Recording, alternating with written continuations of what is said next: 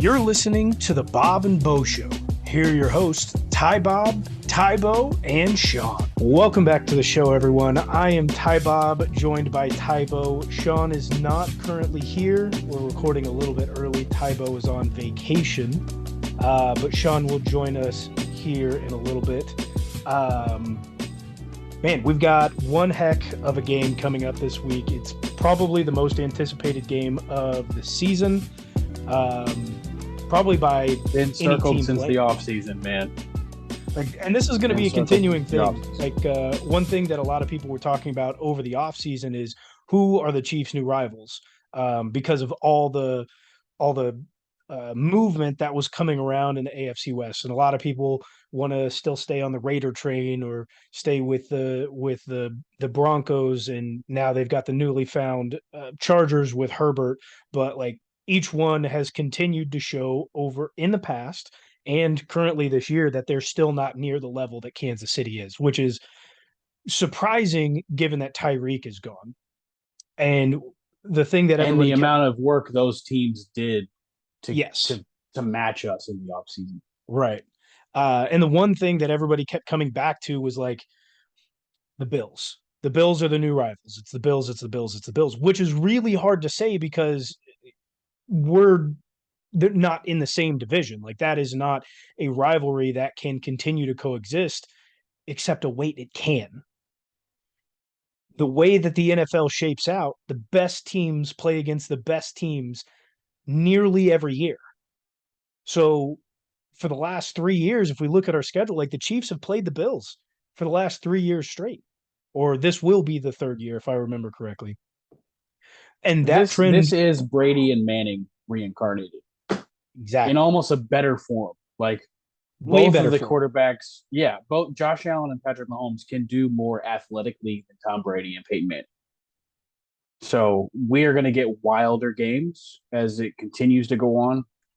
Now, I will say Justin Herbert and the Chargers as a rival was shaping up to be incredible because divisional rival level of quarterback play you get out of Justin Herbert, but it's not. The injury definitely this year affects it. Justin Herbert isn't exactly 100% Justin Herbert this year, right. But Josh Allen versus Patrick Mahomes is 100% Brady versus Manning reincarnated. And even back then, there was still a clear and cut number one QB, just as much as there's a clear and cut number one QB today. You know who that is. It's PM2, baby. You can't mix it up.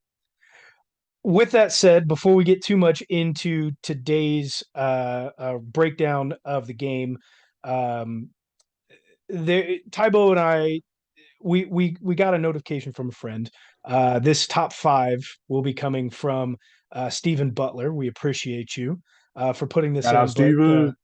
But Tybo started doing a little bit of research, messaged the group, and he found that there was another list out there like this that was put out, I believe, last year by a Twitter group that we will not name, but we generally do not get along. If you look at my timeline, you will see that there is probably one Twitter group that I call out the most for calling out people who they think are idiots. And then dismantle them or try to disparage them, I should say, and then end up being completely wrong nearly every single time. So with that said, Tybo, please give us your fantastic top five. Can I say the entity that created the other list? I won't, but you most certainly can. Okay. Arrowhead Live came out with a top five kick returner, punt returner list for the Chiefs just last year. And they didn't include anybody past Dante Hall, earlier in our history past Dante Hall. They included Niall Davis on the list. To me, that just means they didn't do their research because Niall Davis is not in the top five of returners in Chiefs history. But my list is slightly different. I'm doing just punt returners. And for some reason, my brain thought Jamal Charles had returned a punt for the Kansas City Chiefs. I wanted to have him on the list. Damn near could have been number one because you see what he could do in the kick return game. He had he had an they didn't keep him back as a kick returner because of how important he was to the offense. But if his job was solely a return guy, like Jamal Charles would have blown everybody else away. And that's saying a lot because we've had Dante Hall. But I'm coming at you with the top 5 punt returners in Chiefs history. And I have 6 names. I have one honorable mention for you. And the top 5 are pretty much far and away our top 5 punt returners. There's a number of Chiefs players that have had one punt return touchdown. But from that, the 6 names that I give you have more touchdowns than just one. So I'm going to start off with my honorable mention. We have Dale Carter, who was a defensive back. He switched between corner and safety quite frequently. I believe he played. Where's he at here? I believe he played. Okay, so we drafted him 1992 in the first round. So he was a first round draft pick. Very impressive corner for us. DB in general. He was a very impressive DB. But he is the only one on the list that has 2 touchdowns in the punt return game. Every other punt returner that had any sort of prominence outside of this list for the Chiefs, 1 touchdown. Dale Carter is the only person with 2, which is why he gets honorable mention. So moving on to the actual top 5. Some of these names you're going to recognize, and some of them you're really not. At number 5, we have, and if he ever hears wind of me saying his name, if I butcher it, I'm sorry. It's Tyreek Vanover. He was a 3rd round draft pick, mid to late 90s. Stayed with us. I think he was the punt returner that came right before Dante Hall. Like, we kept him until we got Dante Hall. But he's number 2 in overall yardage in punt returns. I think he has 3 or 4 touchdowns as a punt returner. His name is not well known in Chiefs history. Like, I did not know that name when I was doing my research, but his average is still plus 10 on punt returns. He's an average of at least 10 yards of punt return, which is pretty decent. Counter example, Javier Arenas, late 2000s, early 2010s, did a lot of punt returning for us. He still had like a 9.1 average, so he doesn't make the list, and he only had one punt return touchdown. But when you get above that 10-yard per return, like, you're in a pretty elite group. So that's why Tyreek Vanover makes number 5, because I mean, he's number 2 overall in punt return yardage. But I definitely don't think he's the best punt returner in our history. Number 4 may surprise a lot of people that he's not higher on the list, but I got Tyreek Hill. Tyreek handled punt duties off and on. Definitely early in his career, like, he was kind of the main guy, but we would put him back there when we needed a big play. If we were ever in a close game or a game that kind of meant a little bit more, Tyreek would see a little bit of work back there. But definitely later on in his Chiefs career, we tried to limit that because we needed him on offense. Kind of the same thing for Jamal Charles. We weren't going to risk an injury in the return game when we need somebody like that on offense. Right above Tyreek Hill, this was really close. I went back and forth, and some people are not going to like this, but number 3 is Dexter Mccluster. A slightly higher average on punt return yardage. I believe Tyreek returned 80-something punts, and Dexter Mccluster was in the 70s, but he had a higher average of yards per return. Tyreek had 4 touchdowns. Dexter Mccluster had 3. But I don't know if the rest of the league was expecting Dexter to be as dynamic in the return game. He was kind of known as a gadget guy on offense, but I loved watching him return kicks. I thought he showed out. Um, we've had a bunch of almost like copies of Dexter Mccluster throughout our recent history. Think of guys like DeAnthony Thomas.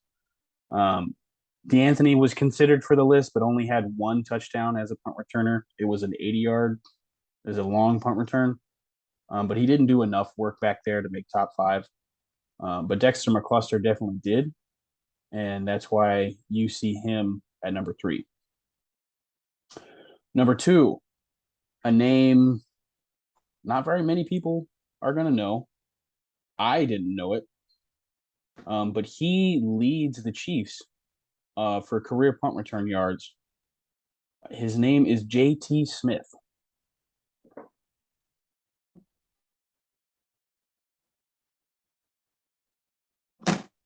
He played in the late 70s and most of the 80s.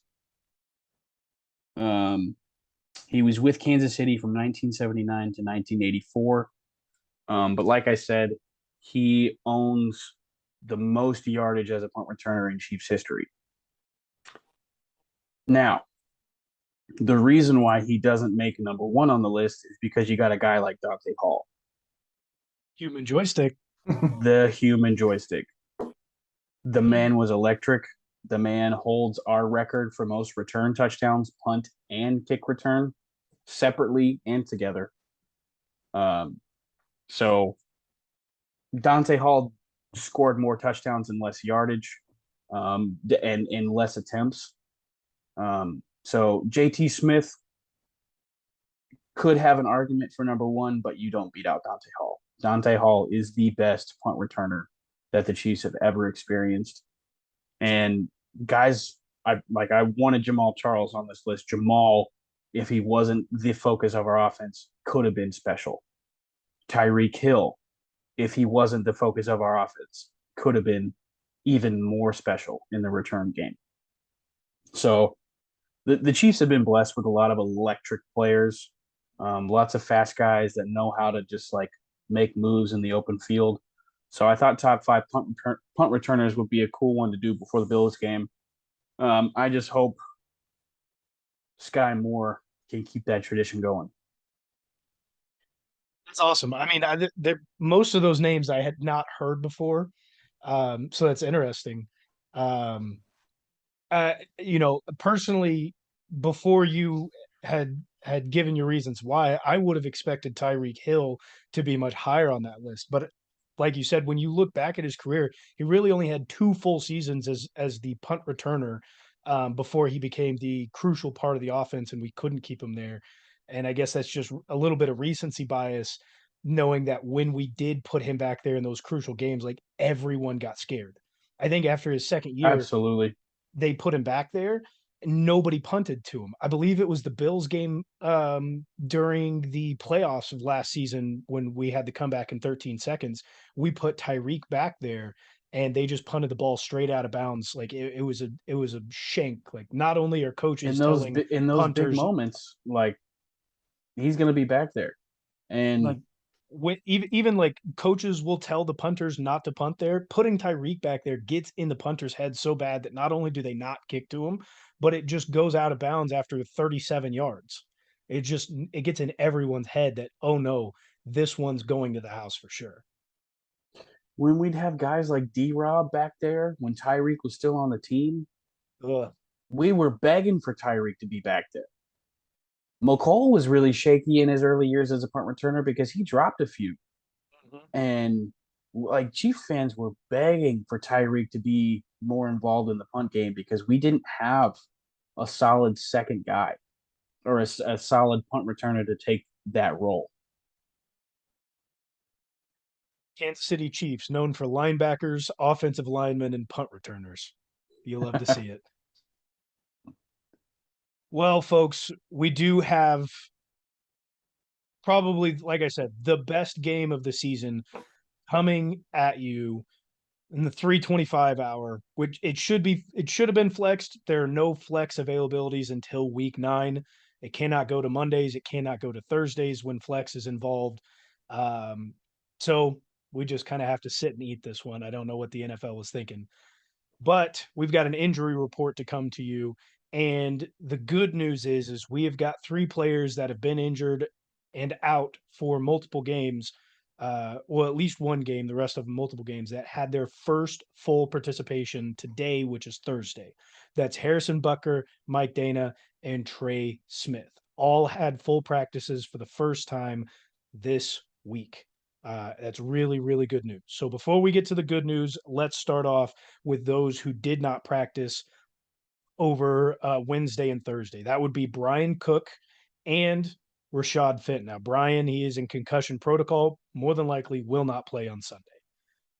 Rashad Fenton has a light hamstring issue. They're holding him out of practice.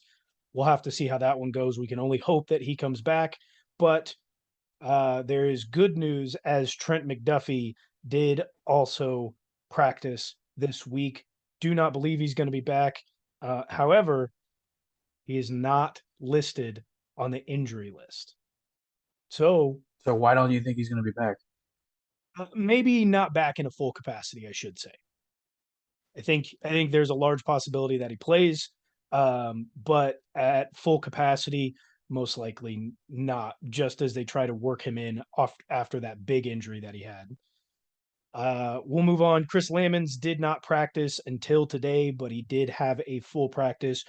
Tershawn Wharton, will be out for the rest of the season with a torn ACL. Harrison Butker had a light practice on Wednesday, but full practice today, Thursday. Frank Clark was a light practice yesterday and a no-show today due to illness. This is consistent and constant with Frank Clark. We should know this by now. One last player to have a light practice on Wednesday, but a full practice today, like I said, was Mike Dana. And the rest of the players who had full practices or weren't on the injury list on Wednesday, but were today are as follows. Travis Kelsey, Nick Bolton, McCole Hardman, Sky Moore, Trey Smith, Juju Smith-Schuster, and finally Justin Reed. He was not listed on Wednesday, but he was listed today. Moving on to the Buffalo Bills, they have also got a handful of injuries. They do have 2 players that were non-participants on Wednesday and Thursday. That is Tywin Jones, one of their running backs, and Jake Kumaro, one of their wide receivers. Players with light practice designations on both days are corner Christian Benford, linebacker Tremaine Edwards, Edmonds, that's a big one. Khair Alexander, Daquan Jones, Dawson Knox, and that will round out both designations of light practices. There was a few, or no, excuse me. They also have Jordan Phillips and Jordan Poyer, who is out with his ribs. They've got a few, like Ed Oliver, their defensive tackle, Isaiah McKenzie, one of their receivers, Cam Lewis, a corner, and a couple other on here that are lower down on the depth charts that did have full practice designations.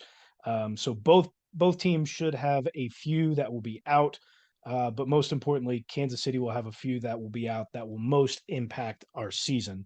Now the cool thing is even though Turk Wharton is out for the season with the torn ACL, we did bring in a defensive Taylor tackle off of Stallworth. our Taylor Stallworth. There we are. I was searching for it. He's been on our He was practice with squad us. for the Yeah. season. He was with the Colts last year. He did join us in preseason and get to play there a little bit. So we do know his worth. He can come in as a rotational piece and play fairly well.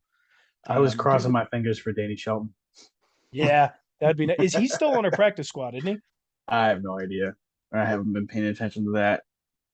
Sadly, there's a reason why that guy is not on anybody else's roster after being a first round pick. It's quite sad because you know the talent that was there. It seems to be just a work ethic issue. Um, Seeing the injury list, what are your guys' initial thoughts going into Sunday? I think that we have some players that are somewhat getting healthy now. Like you said, Trent McDuffie. I'm looking at the Chiefs injury report as well. I don't see him on there mainly because he's still in the injury reserve, so they don't have to activate him until late. So I feel like they're kind of just waiting to see if Bucker can play this week and then doing all their roster moves once he's available, ready to go. That's the one that kind of like is a little weird to me, but injury reserve is a weird situation as well. Yeah, I forgot he was on the IR, so they don't actually have to designate him. If Mm-mm. they pull him up, he's going to play for sure. Yeah. Um, we'll have to I'm wait. I I'm think hoping he tomorrow's does the come last back. day. Like if there was a team that we needed to be at full strength for, it's definitely the Bills. Oh, and don't We forget we we're got missing Willie Gay due to suspension, so that hurts. and you know Raiders game we could have used him. Bills game we're definitely going to need him. So the pieces, Mike Dana coming back after losing Tershawn Wharton would be huge for us. Trent McDuffie coming back with Fenton dealing with an injury would be huge for us. Like we don't know all the specifics. We don't know if they're going to play, but you got to hope that because this is the game we kind of needed to be full strength for. You know, Yeah, it's going to be tough, but it most likely will not be the last time we see these guys this year either, regardless of the outcome in Week 6. Um, Before we go too much into breaking or going into game expectations, one of the things that I saw today was really neat. It comes from at How About Those Chiefs. He's got a big YouTube channel, his fastest growing YouTube channel this year, I believe, blew up most this year. Yeah, specifically for the Chiefs. He has great content. Make sure to go check him out on YouTube. But he did some looking, and we have sack leaders for 2022 so far. And that starts off in first place right away, L'Jarius Sneed with 3. We've got a tie at second place with Carlos Dunlap, Chris Jones, and Nick Bolton. If you would have told me before the beginning of the season that we would have had a corner at first place for sacks and a linebacker tied for second place in sacks, I'd have told you you're nuts. That's wild. For as little production as Frank Clark has had, he's credited with 1.5 sacks, which is pretty neat. Darius Harris, who's filling in for Willie Gay, does also have one. Um, and Karloftis just last week was credited with his half a sack, so he's technically finally on the board um, after being in the backfield in most games, which is really surprising. How do you think that will shape up going forward? Are we going to continue to have a corner and a linebacker that lead us in sacks, or is our defensive line going to step up? I said if they continue to play like they did in week 1, that they would be a top 5 defensive line, but clearly that has came back to bite me in the butt because they just don't look that good. Yeah, I mean, give them a little bit more time. Once they figure out how they're going to switch everybody around, once Karlaftis comes along a little bit more, it'll be a little bit better for the defensive line. But if we keep blitzing with the cornerback like L'Jarius Sneed like this, expect him to get a lot more sacks. With the blitzing that we do with the linebackers, expect Nick Bolton to get a few more sacks. Spags is really throwing a lot of different blitzes at the quarterbacks on the opposing team. So who knows? We may still have a leader that is not a defensive lineman at sacks by the end of the year. I'm going to be completely honest. I love all the pressure that Spags has been bringing this year, but it's no secret that we've been worried about the defensive line since well before the draft, well before like since last year.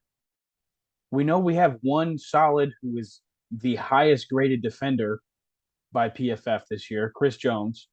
We know who we have in him, but everybody else, I've said it, just last week. There's nobody else. There's nobody else proven. So we have to do the things that Spags has been implementing as far as mixing up the blitzes, and trying to confuse the offense, not letting them know where our guys are coming from. And L'Jarius Sneed in the slot corner is one of the closer guys to the line of scrimmage to be able to get those sacks. So expect him to continue to be schemed in the defense for getting straight shots on the quarterback. Nick Bolton's just a monster. So I expect both L'Jarius Sneed and Nick Bolton to stay within our sack leaders just because of the level of talent that we have on the D line. We know we have to supplement their production.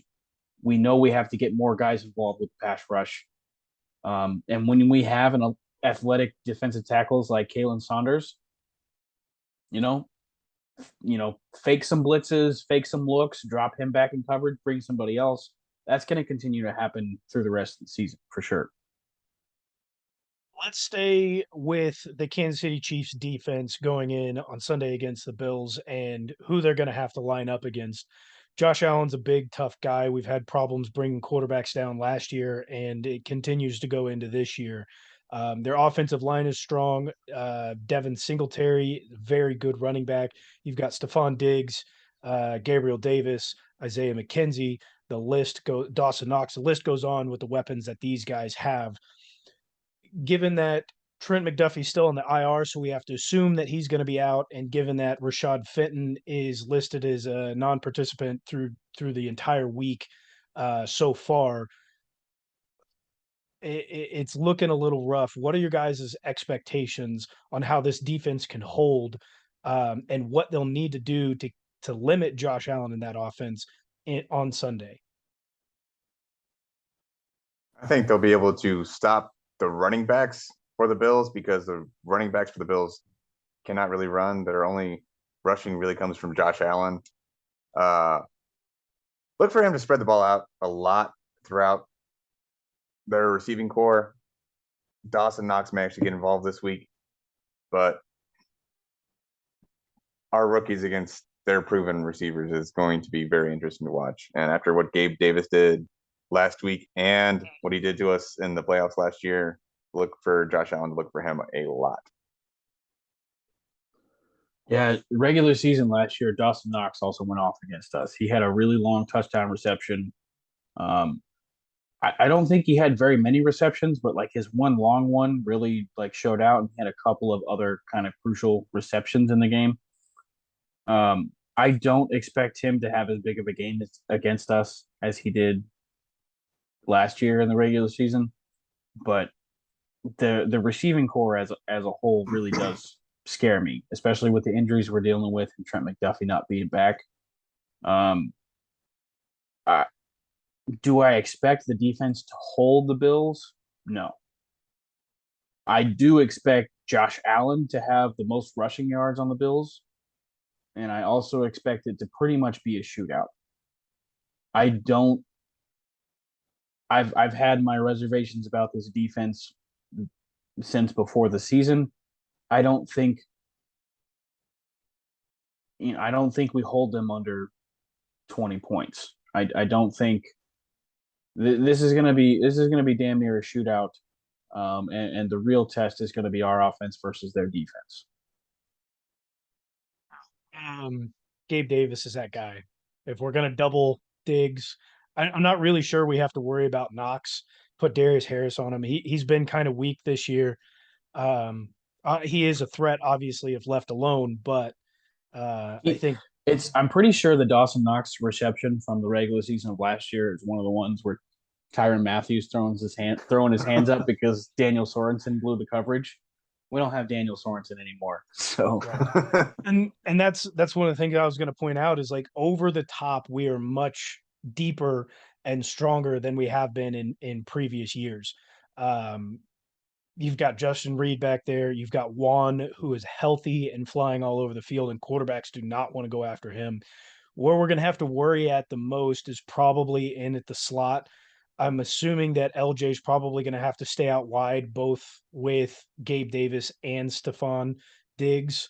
So whoever's covering the slot inside is probably with Isaiah McKenzie or given Dawson Knox or some other unknown receiver that they have in their depth chart. Is probably going to have a pretty big day, I would say. Offensively, the Chiefs are going into this game. It's in Arrowhead. This is the first time that Patrick Mahomes, a Patrick Mahomes-led Chiefs team, is an underdog at home. This is only the 9th time in Patrick Mahomes' career that he has been a underdog, period. So that means 8 previous times he's been an underdog. This is the first time making it his 9th underdog appearance, first at home. How do we think this offense gets along knowing our poor start in Indianapolis, our fired up start and finish in Tampa, and our very slow, ugly start against the Raiders on Monday Night Football? Well, I think they're going to be able to come prepared. This is one of those weeks. It seems like every other week they come prepared, and they know that the Bills are a scary team. They know they're one of the top teams in the AFC. So the offense may come ready to play right as the game starts this time. Yeah, we better hope we have the offense we saw in the first half of the Tampa Bay game. Because if we get down, it's going to be a lot harder for Pat to come back against this team than it was against the Raiders. 1,000%. I'm really looking to see if the Bills just rush 4 or if they send more than 4, because they do that a lot. They love doing that, and we'll see if they can get pressure with that. Be honest, man. We're just honest for a second. All three of us. I'm nervous for this game. I'm very scared. This is our toughest matchup of the year. Even though they're down multiple defensive backs, like they were still able to play a very tough and close game, and probably should have won against the Dolphins with Tyreek and Jalen Waddle. I don't know if we're going to be able. We're obviously not going to be able to blow the top off the place. MVS his results against the Raiders it's not sustainable. It's not real. Juju's routes, as Sean said, looked really good, but he hasn't done a whole lot this season. Like, I am worried about how the offense for the Chiefs have replicated results so far into the season. I'm not necessarily nervous. It's the fact that my expectations are tempered. Like I'm truly curious as to what team is going to show up on Sunday. Like that's all it really boils down to, because this Kansas City Chiefs team has shown there's like 2 different sides of them. And it's kind of been that way throughout our history. But like let's be honest, like we Chiefs teams, even when they're good, like there's always that thought in the back of your mind, like we're gonna do something to maybe cost us a game or a season. Like it whoever shows up on Sunday, it's gonna be really telling. Okay, like are we gonna get more of penalties, mistakes, lack of motivation? Like that's really the only thing it comes down to. Yeah, and what I am a little less nervous about is playing the Bills. They aren't the best in close games. Their major wins are always blowouts. So having them in a close game, we'll see what they can do with that, because we've been in many close games. We know how to play like that. I don't know if the Buffalo Bills necessarily know how to do that yet. What are some of the keys to Sunday's game, offensively and defensively for you guys? Offensive line play. Offensive line play and how do we stop their receivers on defense? Or not necessarily stop. How do we manage the receivers' production on offense? Because we if McDuffie, I mean, even if McDuffie plays, we got a lot of rookies in the secondary. But we kind of know that McDuffie's going to raise the level of play for us a bit, but we don't have proven guys going up against, for the most part, a proven set of receivers. Yeah, I think offensively, we just need to keep it fresh, mix it up a little bit.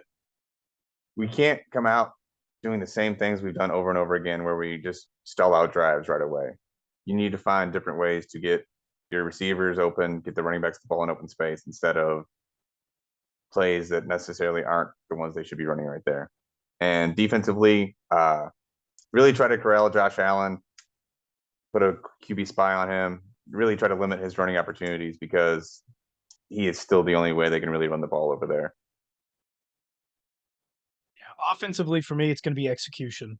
Kind of the theme that we've been talking about today. Is execute. Like we can't go in with the problems that we've had outside of the Tampa game and the Cardinal game. It has got to you got to convert every single time. First down, second down, third down, fourth down. Every single time, it's execution, moving the ball. Defensively, I'm going to say it's pressure.